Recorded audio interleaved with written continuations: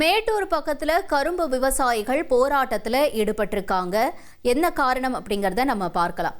அரசு நேரடியா கொள்முதல் செய்ய வலியுறுத்தி தான் இந்த போராட்டத்தை முன் வச்சிருக்காங்க.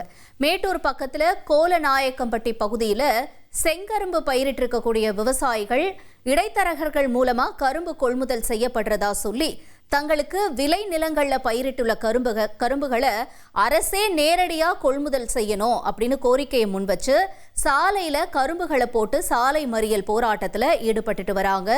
இதனால மேட்டூர் எடப்பாடி பிரதான சாலையில போக்குவரத்து பாதிப்பு ஏற்பட்டிருக்கு.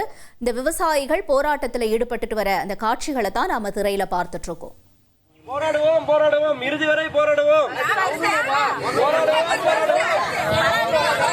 பின்னாடி வேணா